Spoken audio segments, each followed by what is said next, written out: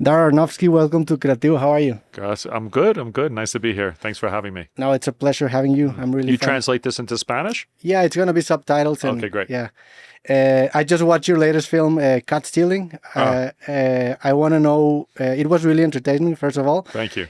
I want to know what's different from this movie from your previous films. I've seen a lot of your work, and it's Yeah. like a really refreshing twist to your career.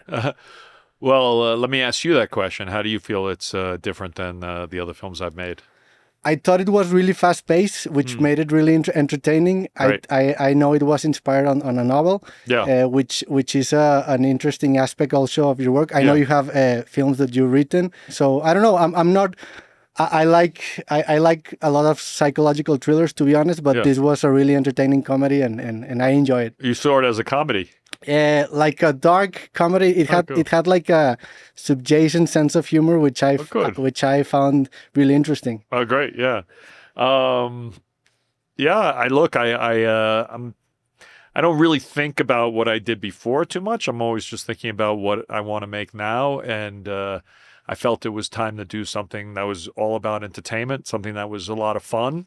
It's hard to get people's attention today in today's world because most people are doing that. So how do you make something that's fast paced and capturing your attention? And that's what Caught Stealing is. There's like a really interesting shift in movies with all these streaming platforms that have cut the attention span short. As a director, how do you read these? Well, you kind of want to make theatrical experiences because I think people are less likely to be distracted in a theater. They're coming to the theater to be entertained. So, but then I think it's the job of the filmmaker to really make something that holds on to people's attention and makes them want to be there and not thinking about the work they need to do or whatever else is going on in their lives. How do you come by to the idea of your next movie? Like you read this novel and you it sparked the interest, or somebody like recommended you? How's that process? Well, I read the book 15 years ago. Okay. And then I tried to get the rights back then, but I couldn't get the rights. So Okay. a bunch of time went by. And then about a couple of years ago, the writer of the book had gotten the rights back. And he called me up and said, "Hey, would you be interested?" And so we just started working on it and thinking about it. And then slowly but surely, it sort of all came together. How difficult is to choose a new project in this time of your career? Because Yeah. a movie is such a long project and such an incredible amount of work. How difficult it is to choose your next project? It's a very good question. I mean, it's always a hard decision to make it because it's definitely going to be at least a couple of years of your life. So you want to make sure you're making the right decision. So it definitely takes a long time. And but the projects that are creatively inspiring keep showing up and keep sparking that interest somehow. When you read the novel and when you read a novel in general, I know you have a really critical eye and clinical eye because you are a director. What elements of a novel speak to you in a way that you know that it could make a good adaptation? I mean, it's all about interest, right? Something that's keeps you on the edge of your seat, makes you want to keep reading it. You know, we all have that feeling in a book when you get to the end of a chapter and you just can't wait and you want to see the next episode. It's kind of like binge watching on Netflix when it's a really good novel. Yeah. So that's what you're looking for, is material that just constantly keeps you interested. What I find really interesting about like a creative life in a sense is that you get into projects that improve your professional aspect in your life, but also your personal aspect. I know that you've explored some really deep themes that are involved in your beliefs, in your personal beliefs, in your work. How do you approach like this next chapter of your life? Like you look projects that cultivate something you're interested in, or how do you explore this personal professional aspect of your work? I mean, you always have to find something that's inspiring deep inside. I really wanted to. It's not such heavy subject matter, this one. It's really an action film. And so, but I think I've been doing this long enough that the craft of making a movie has become super important to me, and making something really well. I think there's also an art to that. It doesn't have to be like ripping out the deepest of emotions.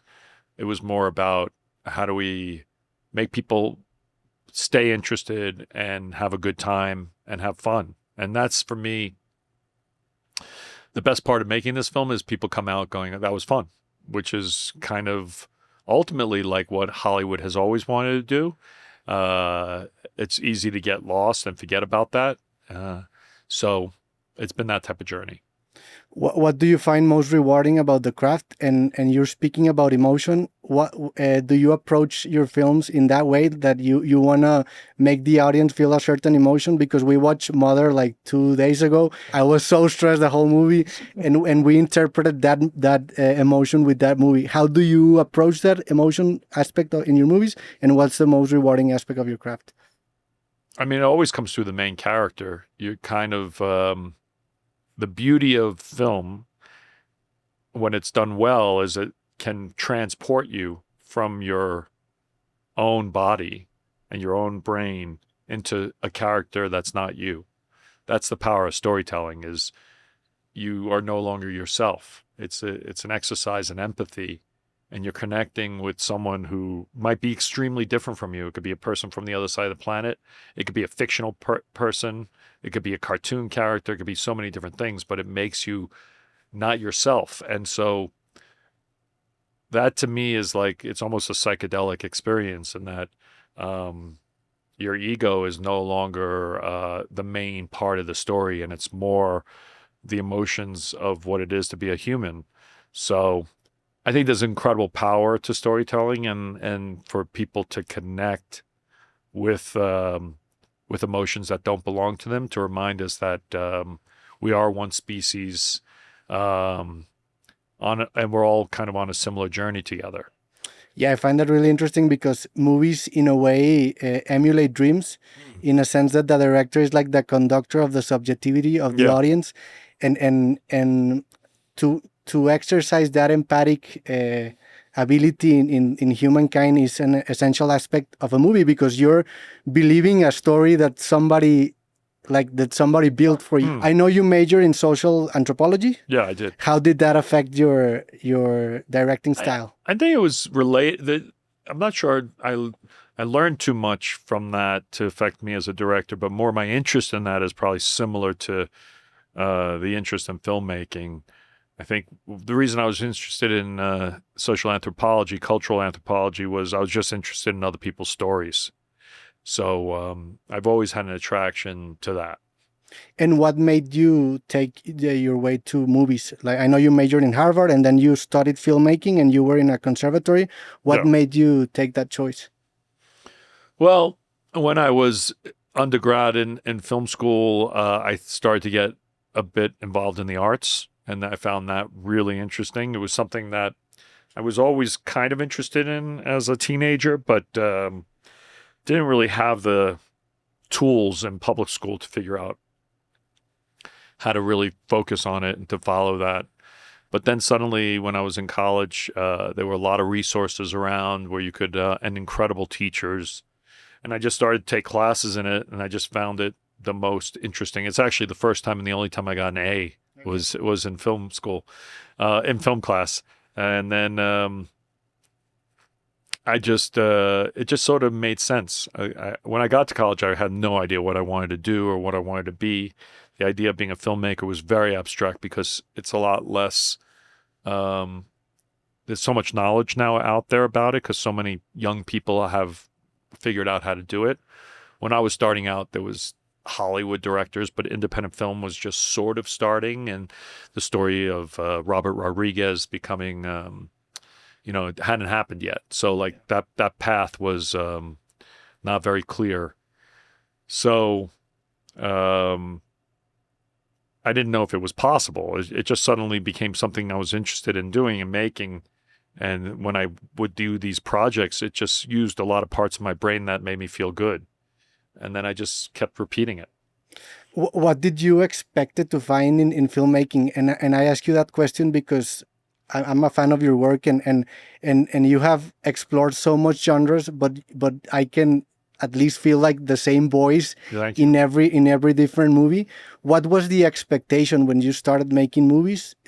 Before I'd like to talk about your first film, but what was the expectation? Expectation to who, myself? Yeah, Or like career wise. I don't know. Nothing like this. Okay. Nothing like this reality, if that's what you mean. No, I don't think there was clearly a path back then. I remember when I was doing Requiem for a Dream and they offered me Batman. They hadn't done that yet, where you were young filmmakers started doing these huge studio films. To me, it was like, what? What are they talking about? I don't know how to do that. Yeah, I wasn't thinking it that way. It was more about just telling stories that I wanted to tell. That's kind of what I was always interested. I kind of sort of still am interested. I guess I've become part of the system. You know, I got introduced earlier as a Hollywood director. I've never really seen myself that way. I guess I've made a few films for Hollywood studios, but I live in New York. And I've always sort of felt like an independent filmmaker. But so I don't know. Yeah, I guess my intention was just to tell stories and to continue to tell stories and through cinema. I want to talk to you about your debut film, Pi. Sure. It's one of my favorite movies of all time. You wrote and directed that movie. Yeah. You financed it with donations. Yeah. What made you had such faith in that project? Like, what did you see on that project? I mean, it's always the same. Like, it's a hard thing to say what gives you faith in a project, because when you try to make a movie, you're going to get so many rejections in different ways. So what makes you hold on to a story to know it's good? I'm not sure what that is. It's just sort of a feeling that you just keep coming back to it and you just believe in it. So even when they say no, you're like, well, you somehow make an excuse for yourself that that person doesn't understand it or some other reason, and you just keep moving forward. And I think it's the power in the project and the story. There's something in the story that's connected. And that might be connected to what you were saying, like there's a similar voice. Yeah. That might be what I'm holding on to. There's something in there that like I think is cool or interesting or exciting, because making a movie is a lot of work and it's a lot of pain. It's a lot of patience. I mean, there's, this movie Caught Stealing that's coming out at the end of the month. I've watched it hundreds of times. I've had to sit there and just gone through it with a magnifying glass, making everything exact and perfect. And so to do that, you have to really kind of love the characters or love the story or love a sequence. So what makes a project worth that? There's something about it that's shining to you that it's hard to put into words. Do you think like there's an existential element deep beneath like the whole idea? Because especially in Pi, there's like a really interesting question about numbers, about if we live like in a deterministic world. Yeah. That movie speak to me because I'm a software engineer, so yeah. And it aged pretty good because right now computers and AI, it's crazy what we've accomplished. But do you think that like there's an existential element in your work, like your work in a way it's a way of denying that? Define existential. What do you mean? There's this really interesting book called The Denial of Death of Ernest Becker. I know it. That basically says that the human race has to deny that, because if it doesn't deny it, it would turn neurotic. So he explains that there are three paths, according to him, to deny that. One is religion, the second one is love, and the third is your work. So an artist, in the purest sense, according to him, it's a guy that denies its death towards its work, because it's like a way to achieve, maybe not immortality, but to transcend that. Yeah. Do you connect with that idea? Definitely. I read Denial of Death in college. Okay. And it was a very significant book for me. Yeah. I was blown away by the liminal ideas in it. I don't remember that idea. I think it's time to revisit it and reread it. but yeah, I think when I was younger, I used to think about that, and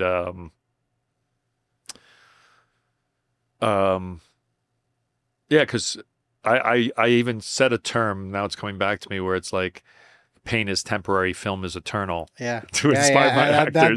That is So it was definitely, summarized. and it's true. I mean, a film like Pi, where it's 26 years now, and we're still talking about it. It just had an IMAX release last year. They're doing a Black Swan IMAX release for the 15th anniversary later this month. So, you hope that movies are going to be stories that people watch for a long time. And I guess that has to probably do with me as the creator dealing with my ego issues in some way. But I do think that movies are more fungible now, in the sense that there's so many other ways that people are getting their stories and their entertainment in the world, that it's just it's super important that their artistry is fantastic to kind of hold on to people's attention, but it's also like it's okay to put something into the world that is consumed right now, and because you don't know the longevity of these things. No matter how hard you work on it, you just never know. And there's also like a lot of information that's hidden in cultural references about the reality of the year it was published. And that, I think, it's something that it's often missed. That's interesting. And they can age pretty good. Like maybe some movies were not intended to represent what they represented. Yeah. But the timing aspect of the movie was essential, right? Well, it's true. Well, how does it work when you make a film like Caught Stealing, which is a period piece? Yeah. So it's set in 1998.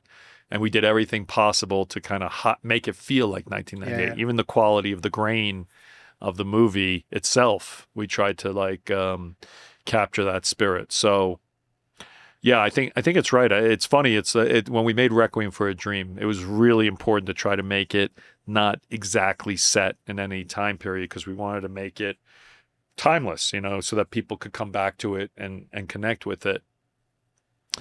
And so everything from their sneakers, wearing Pro-Keds, to Levi's, things that always come back into style. At one point in the movie, during a big emotional scene, Jared picks up a phone, and it's a big block phone with an antenna on it that, it's just ridiculous, with the word Sony on it, right on his ear. And we just never even thought about it, that the thing that would date most obviously is technology, so, but we miss that. I think the whole concept of a phone, it's gonna become obsolete in probably the next 2 decades. Like, you mean chip in the head? People are gonna see the movies, and why are they holding like this? Well, no, because it'll probably be in the glasses at the minimum. Where you basically next generation probably. Yeah, well, that's what they say Johnny Ive's building, isn't it? Yeah. Do you miss like because we were talking about your latest film and how it's something like really different to what you've done. I mean, just to go back to phones, though, it was funny because 1998, it's all payphones. Yeah. So just there's so many payphones in this movie, and just very early, early cell phones. But just going deep into that dive, it's amazing how much the world has changed. Yeah. Yeah, in the last 20 years, the change. Yeah. Also, in a creative aspect, phones and smartphones have destroyed a lot of premise of a lot of movies. Yeah. Because if you get lost like in the woods, you can just like use the GPS. Yeah. Starlink your way out of it. Yeah. So you usually like solve that problem early in the process, and something happened, and now the phone got lost. Yeah, that there's no signal. In this like experimenting aspect of your career, do you in a way miss the anonymity of your first project, because you were starting, you had nothing, like you had no movies before you? So is it like easier to experiment in earlier days than now?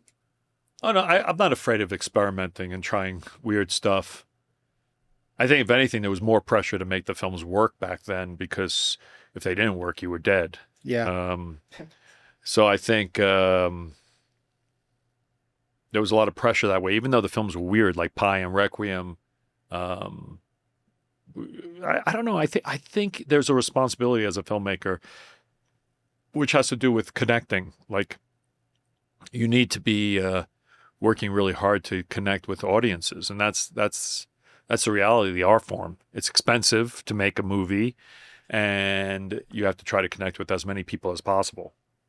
The psychological aspect of many of your movies, where did it start? Like, what film inspired you? What director inspired you in that aspect of your career? Way back at the beginning? Yeah. I've talked a lot about Spike Lee, being from Brooklyn and seeing his films early. That was big. I mean, as far as like a modern filmmaker, and Jim Jarmusch, the New York kind of independent filmmakers were really interesting to me when I was just starting out, because they were making very beautiful things that really had a lot of New York soul to them. And I just connected with them because they were different than kind of the 1980s films that I had grown up with. But, as I've gotten older, there's so many inspirations from the pop masters like Spielberg and Lucas that we all grew up with, to the international masters, Kurosawa and Fellini, and there's so many. And now, modern times, there's just so many not young, but like people my age and younger filmmakers who I really like, and I look forward to their movies. Do you think the movie making process has changed drastically in the last 25 years? Yeah, tremendously. I mean, it's hard to actually perceive it because it's the change has been gradual. But if you think about how 25 years ago, VFX was like very difficult to sort of handle, and now any filmmaker with a budget can do, or even without a budget, can do amazing visual effects things. And of course, the use of digital cameras has changed everything. I think filmmaking is like is a huge technology part of it that's always been at the forefront of making movies, and but it's been very gradual. I think it's changing radically fast now because of AI, but like everything is. But yeah, it's a very different process.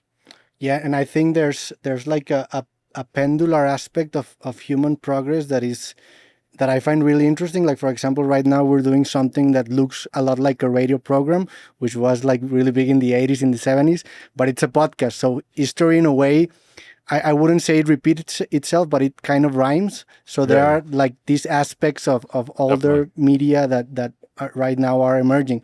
What do you see emerging, like in previous, I don't know, tendencies, like in the 90s, in the 80s? Do you see anything coming back in a film aspect? Well, I mean, there's totally now, they're using VistaVision and IMAX, which is newer, but they're using the kind of concept of seeing a movie on film as part of the experience to pull people into the theater. James Cameron, of course, did it with 3D, and now I think P.T. Anderson has a film coming out on VistaVision, and Sinners was on IMAX, and so they're starting to go. It's kind of like, they're grounding. They're using the old technologies to make it attractive as a different type of experience to get people to come into the theater. So that's happening.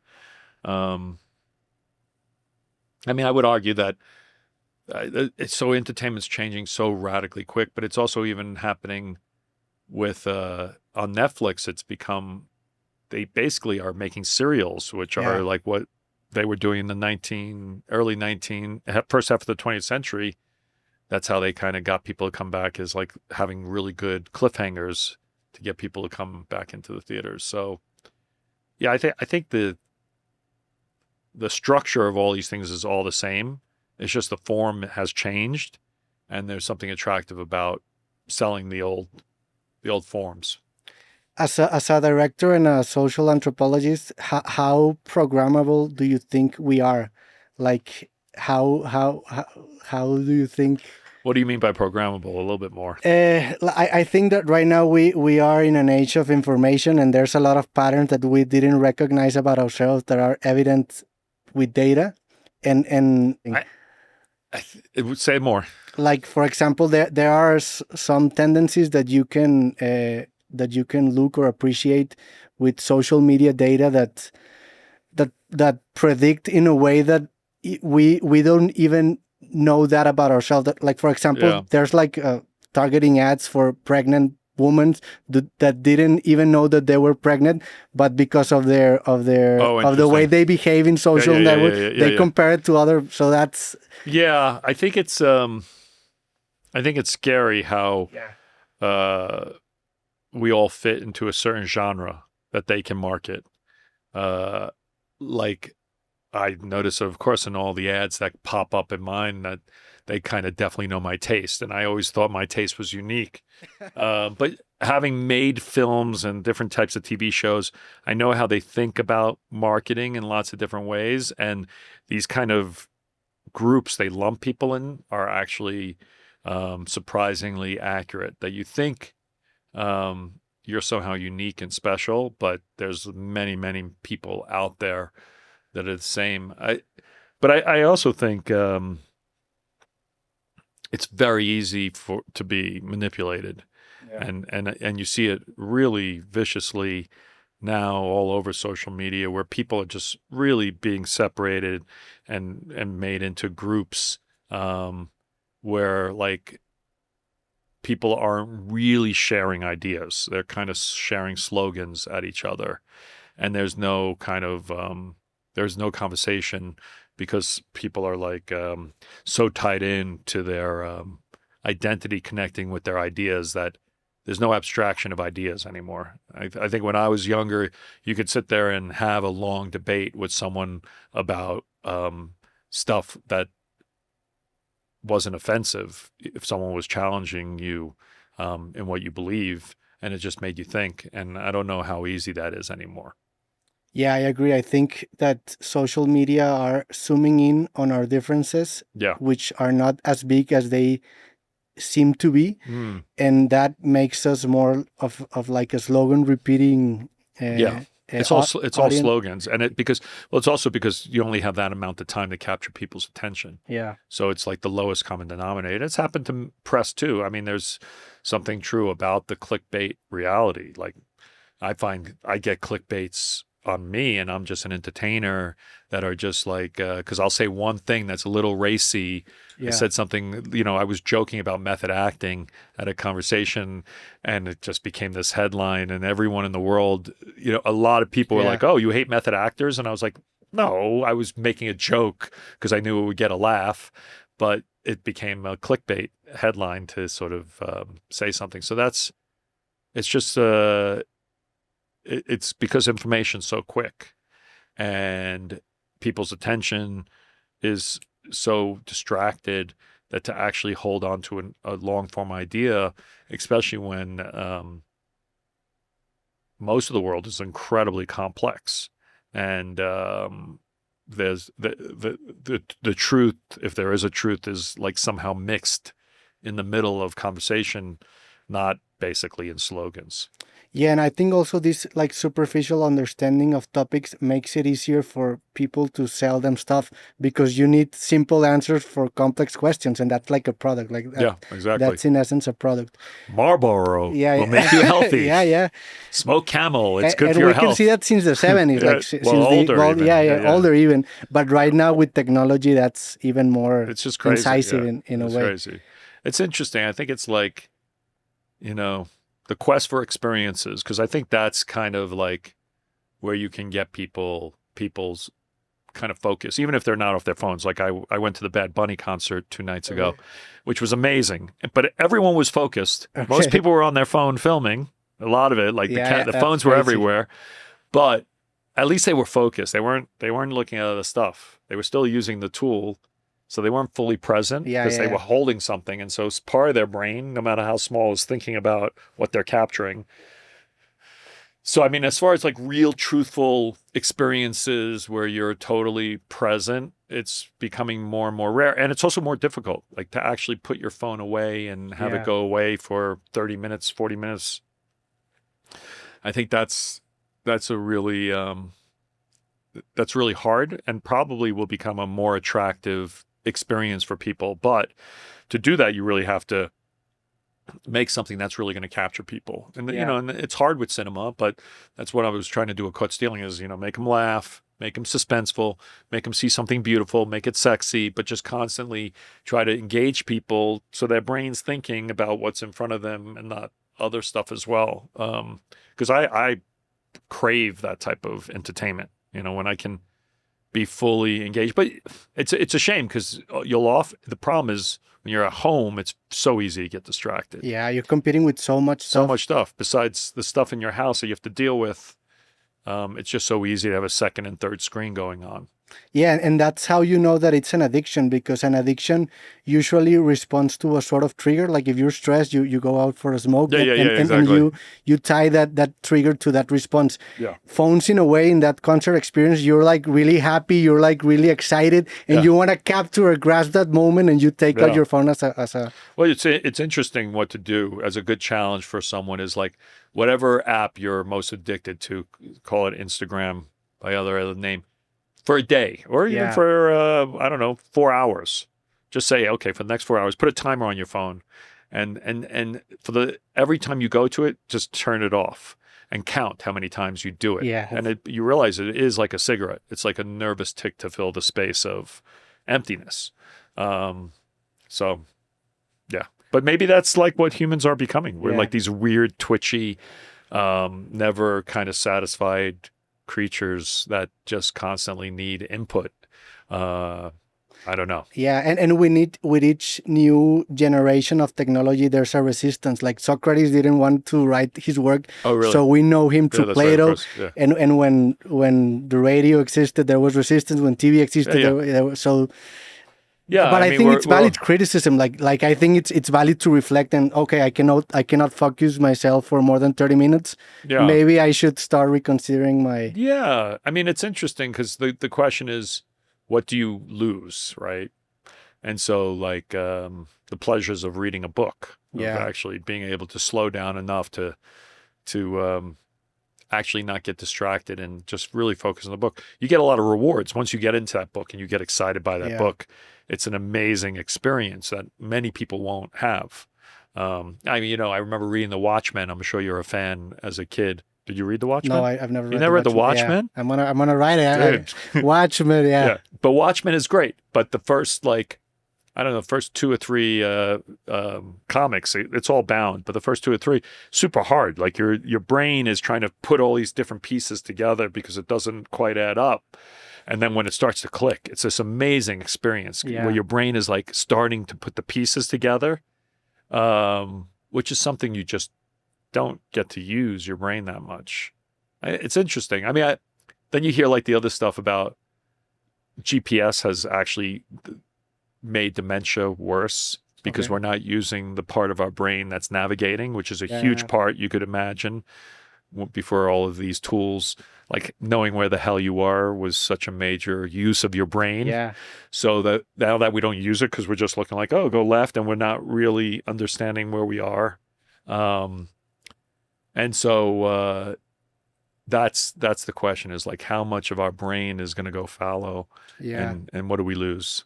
Yeah, that's interesting because that implies like a definition of the word human. If we define ourselves as just like this flesh entity, or we consider technology. Because if we consider technology, we're much more capable than 25 years ago. But if we're considered only flesh, we're much more weaker intellectually than 25 years ago or 30, 40 years ago. Oh, yeah. And that has happened historically with like our physical health. Like I'm not as strong as people from 300, 400 years ago because we're more... we're more sedentary. I sit for a living and I speak. So you gain some, you lose some. Yeah, exactly. There's this really interesting quote of Stravinsky, which I really like, that he said, "The more I limit myself, the more I free myself." Do you miss, for example, the limitations of your first film because the limitations made like there's always boundaries. Yeah, there's always boundaries because you have time boundary and you have budget boundary, no matter what you're doing, because making movies, I mean, at least how they are right now, that's changing too.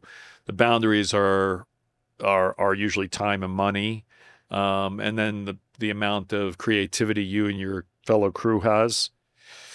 So I do think the restrictions are similar, but the solutions are often more clever when you have even less. Yeah. Because you have to be a little bit more resourceful. So, I'm caught stealing. Oh, I can't have that crane today. All right. So what we'll do is we'll build up a little scaffolding and put the camera up higher or something. So there's usually a solution when you're on a bigger movie to get what you need. And then you kind of have to use, the creativity to fight time, because time is really your biggest enemy, especially when you're doing a film on the streets of New York. Yeah. With the sun moving through the sky, and you have to make 5 pages that day. So that's always a challenge. So usually it's like you're figuring out how to get through a scene with more economy. What I find really challenging and interesting about being a director is that you have to contemplate the big picture of the work, but you also have to pay attention to the details and have like these small conversations with actors. How do you like compartmentalize your brain to achieve both elements of filmmaking? Yeah, I was always good at those two different things. I'm good at like a lot of different things. Like, I'm not really good at one thing. I could kind of draw, but I can't draw really well. You can draw to defend yourself. I could draw to defend myself and give a sense to everyone what I'm trying to say, but I'm no Ridley Scott or Kurosawa who could like make a sketch that's just beautiful. And so I think being a dilettante in lots of different ways is actually good for a director. Yeah. Because I'm a good producer. I don't really like to get too deep into like the financial money stuff, because I'm just not good at that. But I'm good at scheduling, like figuring out, okay, putting things together that makes sense, like to shoot. I think taking care of people and being a host is so important as a director. Not just for the crew, which definitely is also part of it, but each actor has to feel safe and at home and confident, and how to give them that strength is, and every actor needs a different kind of flavor. Yeah. And so that's your job as a director, is to figure out, okay, this person's bummed out because of this, and that therefore they're going to be a little bit, and you can't always pull it off. I mean, sometimes an actor will be really difficult or a pain in the ass to, you see, they'll pull that. That's the clickbait. But actors are pains in the asses, but that's not what I'm saying. I'm saying, but there's certain people that just, and directors as well, and podcasters. You're a pain in the ass. I'm a pain in the ass. But, there's like sometimes you can't be successful. Like you just, not everyone's going to have the greatest time at your party. Yeah. But you just try to make it as great a party for as many people as possible. How does humor fit in all of this? Because you have like a really interesting sense of humor. I knew you downstairs. You told me that if I was not ashamed of having a hat, like that element. I didn't understand. I didn't know if you understood my joke. Yeah. But that element helped like in social. I'm a big fan of humor. Like I don't take myself too seriously in that. Growing up in South Brooklyn, when I grew up in the 70s and 80s, all we did was tease each other. Yeah. And basically, you had to tease back or you got crushed. If you couldn't talk back, then they killed you.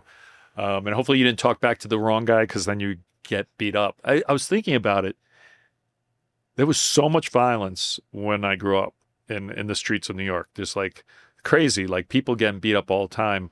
That I think like having a mouth that could sort of weave your way in and out of it was a necessary skill to survive. And all my friends are similar. Like I still hang out with the guys I went to elementary school with, and we'll go out to dinner 2 or 3 times a year. And it's just like we're all making fun of each other still to this day, In retrospect, that's an interesting ability to have being a director, no? You need to handle yourself not only around actors but also around the business side of the movie. That's in retrospect, you value that childhood in a way? I wish I had a kinder childhood. It would have been much better, but it definitely prepared me to sort of I mean, making a film is like really entrepreneur-y Yeah. or whatever, however you say that word. So I think it's, I think it just took, I think trying to survive almost. I mean, not really survive, but like definitely kind of move through the world with the least amount of scars. Um, Definitely helped me to like figure out how to make stuff. You traveled a lot around the world in the 80s, right? You went A lot. to It was a Kenya big and part you of my went to thing, Europe and identity. Yeah. what It's started that? interesting. Part of it is like, growing up in South Brooklyn, you kind of want to get the hell out. Back then, it Okay. was like It was a really different New York, right? Like it was very different. I mean, very a different lot Brooklyn. of it was previous it was before it had like a big change where it was a lot safer and Yeah, we had like when was that, like in the 80s? Well, Giuliani really made things safe before he lost his mind. Yeah. And then Bloomberg made it really rich, the city.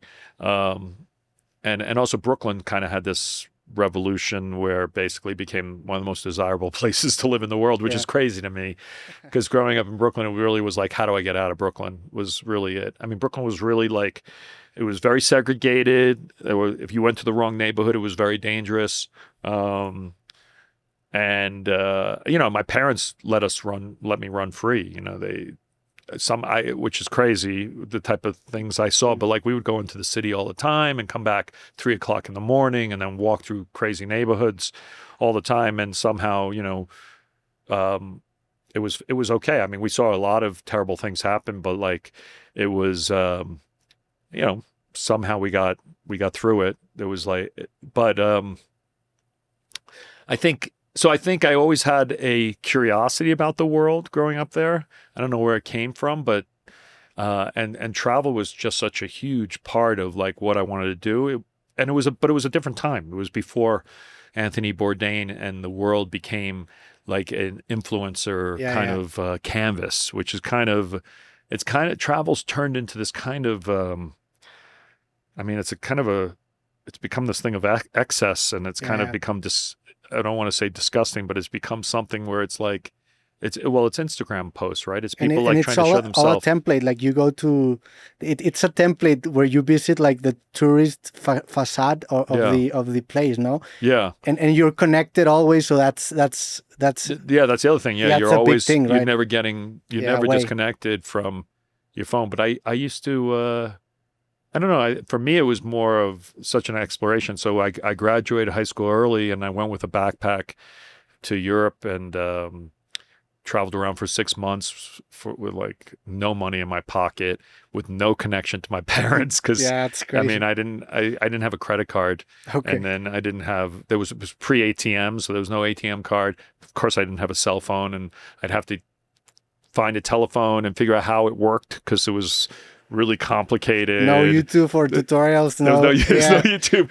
So you'd have to figure out like how to call home and ask mom for more money or whatever. But it was great, and it was an adventure, and I learned a lot. But and then I did Bourdain a couple of times years later because he was a hero. But it's weird how I feel about travel now. I still love it. I still think it's exciting, but I'm always looking for not going to the normal places. Like I'm less and less interested in when I go to a place I've never been. I'm completely not interested in seeing the Taj Mahal, for instance. So I went to the Taj Mahal, and I don't know, like 5-10 years ago for the first time, and I didn't go in. I actually went around the back of it, and there's a river that goes around the back of it, and tourists don't go back there. And I found all these young kids hanging out back there, and they were excited to meet a gringo. And so I just hung out with them all day, and I freaked out my driver, who was like, "Why are you where?" No, he didn't know where I was. Oh, okay.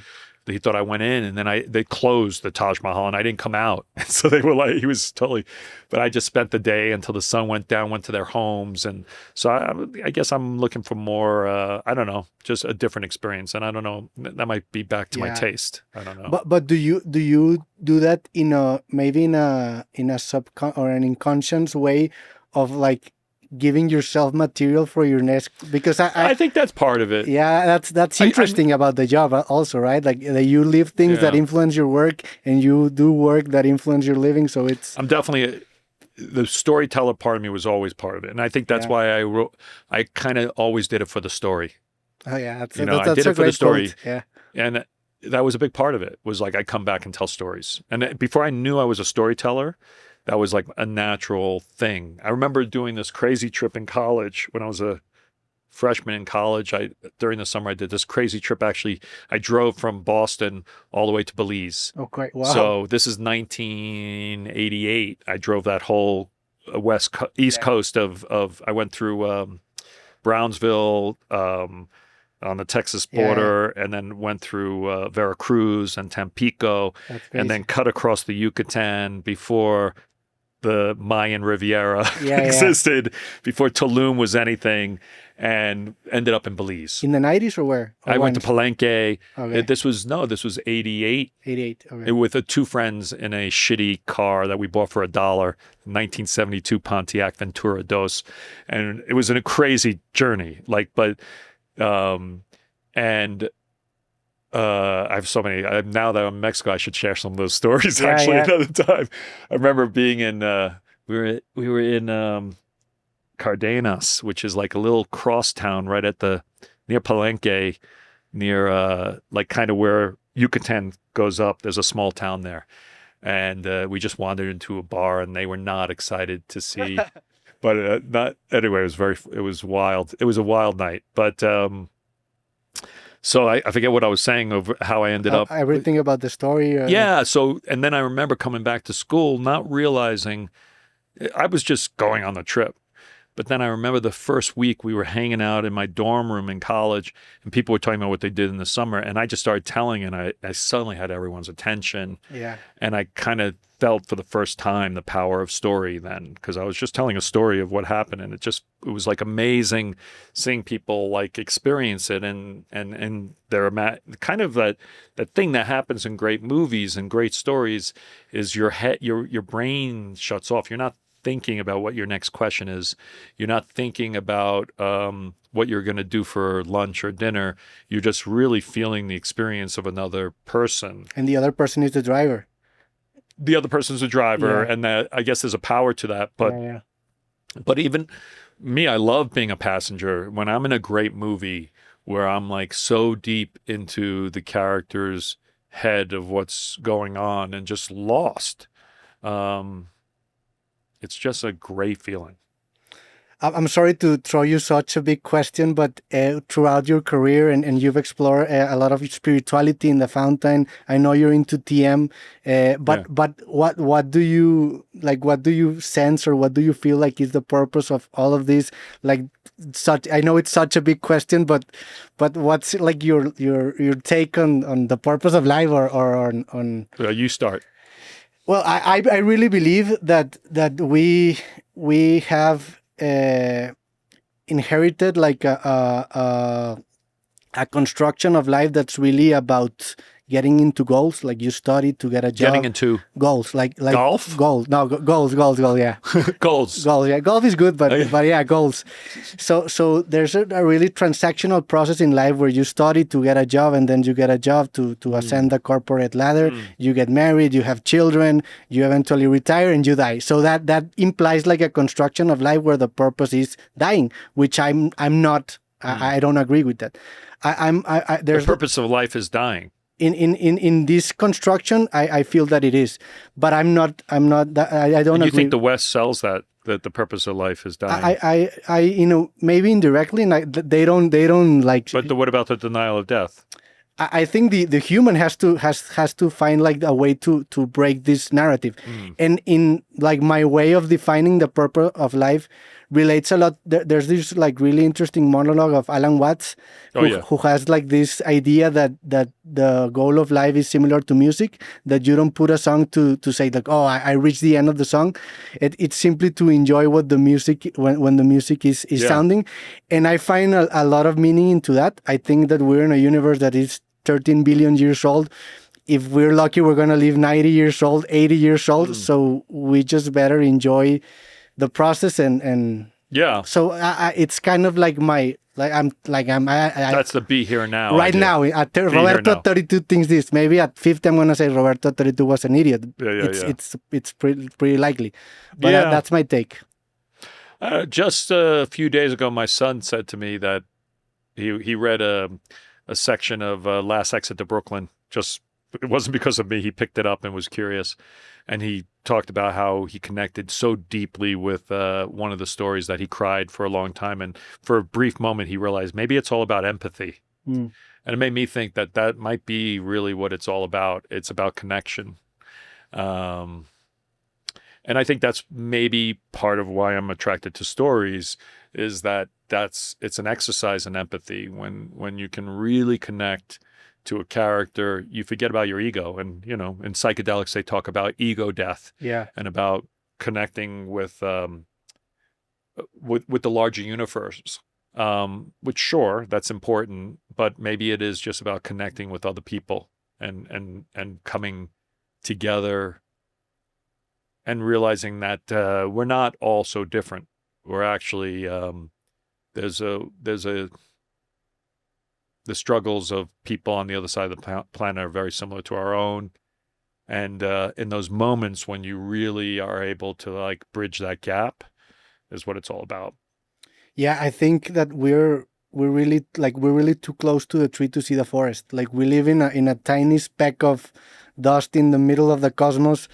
By the way, that's a line from Carl Sagan. No, also from The Watchmen. Oh, from The Watchmen. Oh, yeah. Now I'm gonna underline The Watchmen. I'm gonna read it. Yeah.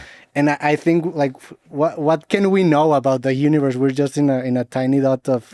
We know very, very, very little. Yeah. We don't know. We know shit about ourselves. Yeah. Yeah. I mean, really. I mean, how much have we learned about our own brains? Yeah. And all of the last couple of centuries, when we've been looking deep into trying to figure it out, we're still at the same place where it's like, that area seems to be doing that, and that area seems to be doing that, but we don't really know.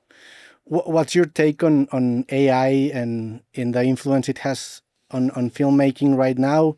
I think it's going to be massive. It's I think there's a lot of hype and a lot of fear. Yeah. And I don't think all of the hype is real, and I don't know if the time frames are real, but the tools are really powerful, and they're already changing everything. But I think it's a really exciting time. I think it's I don't believe in resisting technology, because I don't think that's ever worked. Yeah, I think I when agree. tech comes, there's just no way of stopping it. And there's a lot of unfortunate things that happen, like social media, where there's a lot of unexpected consequences that hopefully we can do a better job than we did the last time we got invaded by an artificial intelligence, which I think was the algorithms. But I think it's an exciting time to witness and to be alive. I think there's something crazy about the big idea of all of human intelligence coming together, and all of our tools coming together to synthesize it and then think about the world, where it is a certain type of evolution in a certain way of unifying. It's like we're migrating to a hive mentality. Exactly. In a way, which is an interesting existential implication. Huge. Yeah, what is the individual worth? Yeah, because we're in the century of the individual, right? Since Freud. Yeah. But now it's suddenly maybe the individual doesn't matter. Yeah. The individual genius no longer matters, but it's the genius of all of us, of our entire history, that's suddenly having a stage. Yeah. Darren, thank you so much for your time. I really enjoyed this conversation. Absolutely. It took a while to get going. I didn't know who you were with the hat. I'm sorry. And the t-shirt. Next time I'm going to be in a suit. Wear a suit, please, my friend. I'm sorry for my informality, but it's such an honor to have you here. And we invite to everybody to see your newest film, Caught Stealing. Thank you. And I'm excited for what's next to you. Are you working right now on anything? Are you exploring a new hobby? What are you doing right now? We're always dreaming. Okay. There's always new stuff coming. Nothing to announce quite yet, but I don't. Once again, I just finding the next great story. Darren, thanks so much Thank you for so your time much. again. And to everyone, see you Ciao. next.